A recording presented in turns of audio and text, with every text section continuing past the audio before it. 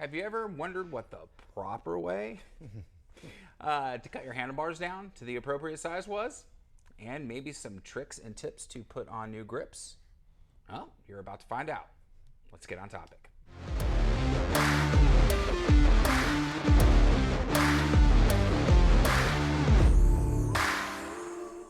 Hey everybody, it's Thomas. Get out Arizona, and you are watching another exciting episode of Toolbox Topic, my friends. I'm joined once again by my co-host, Brandon Van Leuven. Brandon, how the hell are you? Oh, pretty good. Nice. Brandon's got some cool shit in the bike shop this week. We're going to be doing some bike showcases after this. And fuck, guys, if God is my witness, I might be selling one of my cameras to pick up a couple of those guys. I'm telling you, I got a bad addiction, though. Ain't no doubt about it. But that will be a conversation for another video. Today, we're going to talk about handlebars, properly cutting down your handlebars, and some tricks to installing your grips here at the Trek Bicycle Store of West Phoenix, because it's where the cool kids hang out, and me. And I'm fortunate enough that Brandon, for the last 15 months, has let me record videos here pretty much once every week, just about, you know, which is awesome. It's gone by fast. It has. It has. If you notice, Brandon's hair's gotten a little bit longer. A little bit grayer. Yeah, well, yeah, that's just, you know, a little bit getting a little fatter too. I'm going bald, dude. Everything Catching up to me. Joking, guys. He's not falling apart. I'm the one falling apart. So, all right, so let's get back to the subject at hand.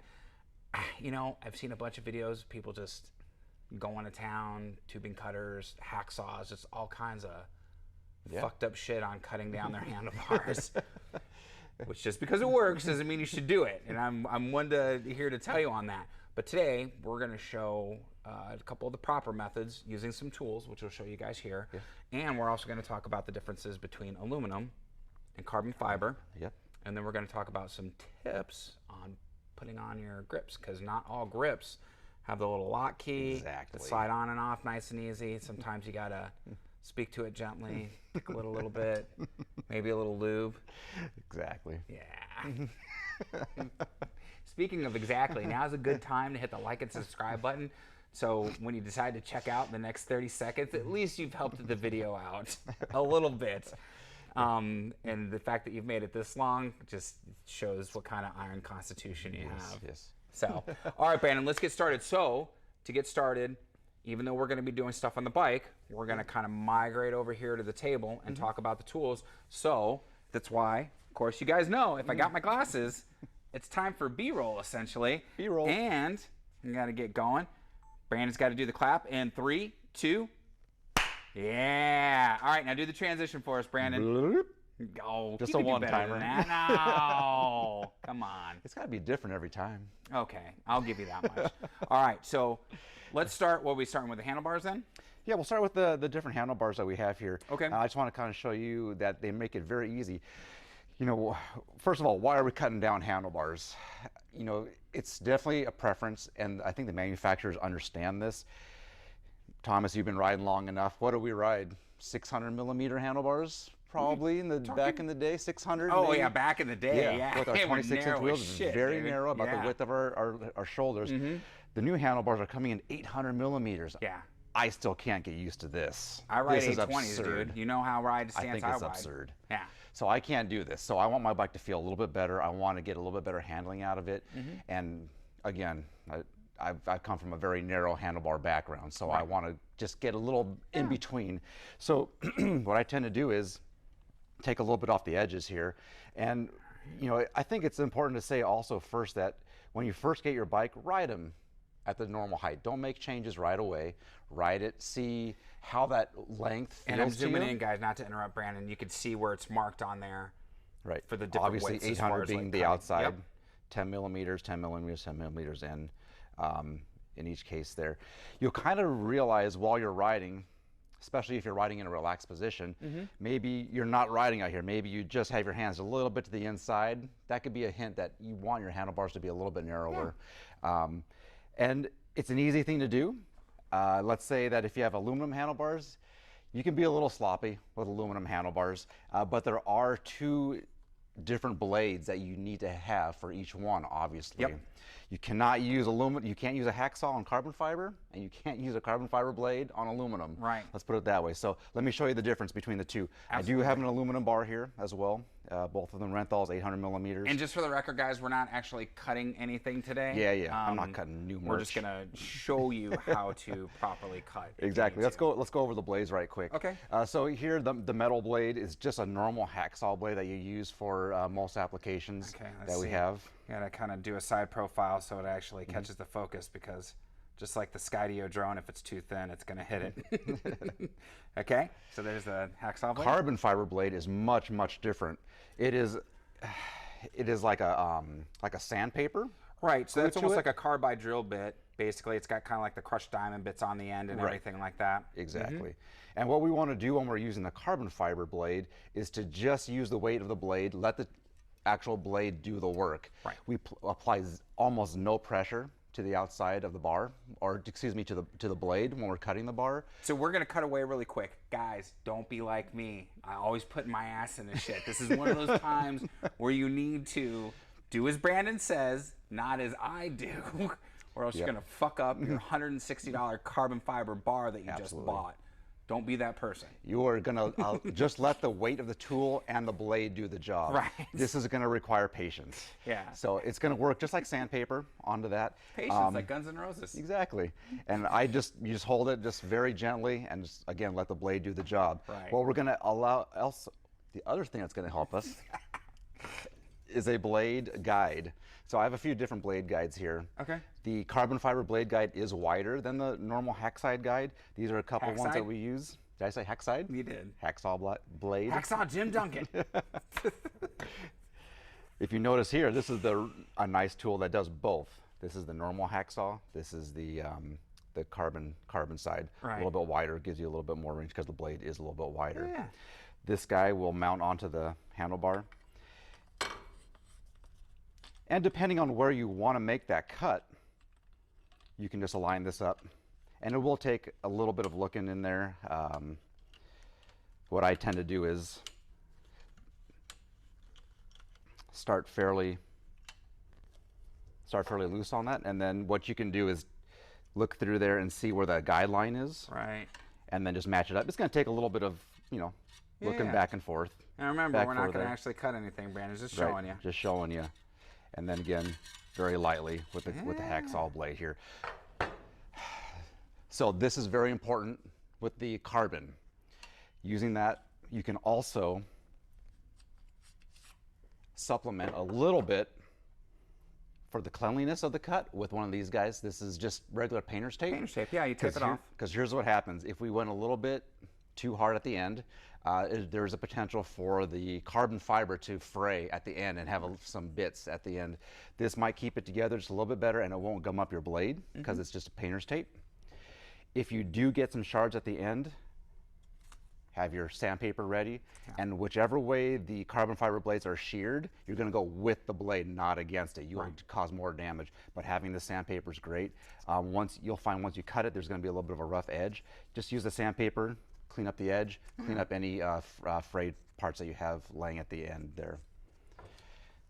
Again, patience is the key. If you have a aluminum blade, use the same thing. Use the aluminum blade guide. You don't need this. You don't need sandpaper. You don't need the tape. To be honest, you could probably do a hack job on these guys, especially if you're using lock-on ones. You can do it at home. Or if you're an ex-plumber like me, you can use your tubing cutters. Would work just fine. We have that as well. Yeah. The tube cutters, I find, leave a little bit of a mushroomed edge to it, so you have to do a little more. If you put too much pressure on there. So you have to do a little bit more file job at the end. But again, use a sharp blade. And if you use say mushroom tip. Drip, drip, drip. If you use a lock-on grip afterwards, you can be pretty sloppy with this. Right. Again, we're trying to do the right thing here. We're trying to be a professional. Use the hacksaw blade. Have a rat tail file. Have a normal file handy. Because you will have sharp edges both inside and outside when you are done. So use the rat file blade and get the inside. Use this is just like plumbing. I'm telling my freaking apprentice, dude. Fucking ream the inside of your pipe. Use the thing to file the edges and stuff. So and this guy, we just kind of go around the outside just to take the sharp edges off. Yeah. Very easy to do, but you do need the right tools. Now, in case you're wondering, that big sexy hairspray is just so Brandon looks good. It has nothing to do with it. No, it's going to be part of the tips. Nothing to do at all. Tricks and tips. So when it comes time to taking the, when it comes time to put the grips back on, a couple of tips. Everyone probably should have locking grips these days. They are the nicest. They're easy to remove. They're easy to put back on. They actually feel really great. They don't move around. They're super comfortable. And again, if you have a aluminum bar, you don't have to be super meticulous on how it looks, because this will cover up a lot of sloppiness. If you are using anything else, like our normal, this is the ESI grip, it's going to be a little bit more effort.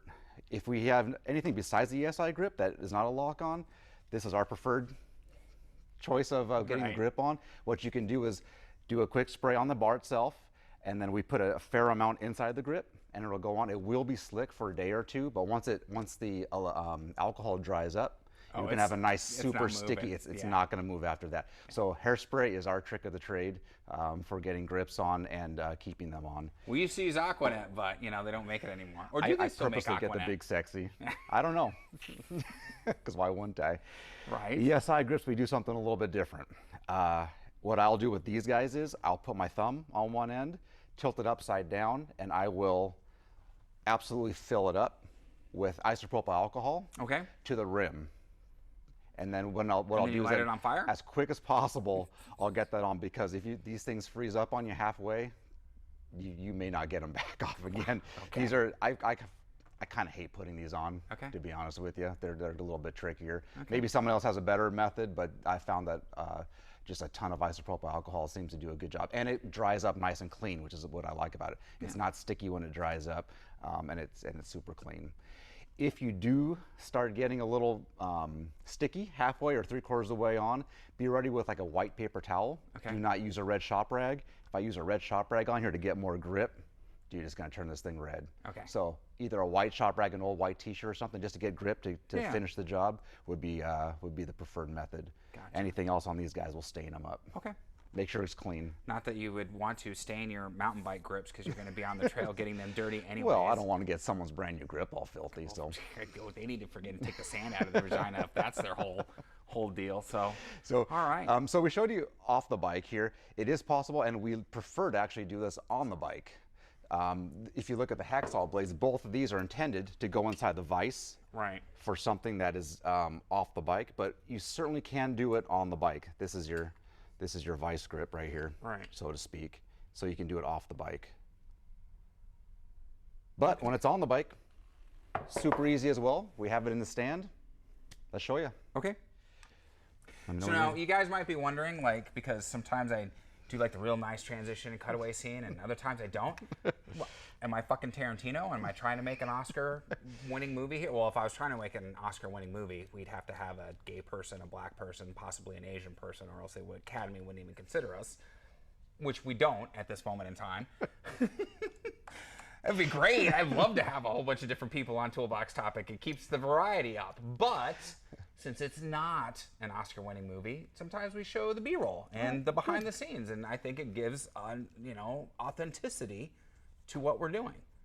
Could be the fact that I'm drunk and lazy when I edit these. No, I'm joking, guys. All right, so let's cut back to so we can see what we're doing and what's going on in the handlebars, and hopefully Brandon doesn't get his friggin' hands in the way of the camera. No, so this bike already came out of the box or was built with a little bit of room here. But if your components are right up to the grip here, you are going to have to move them, because we are taking material off the end. Loosen these guys up. Use either the Torx wrench or the hex wrench. Move them in. Keep them loose. Remove the grip.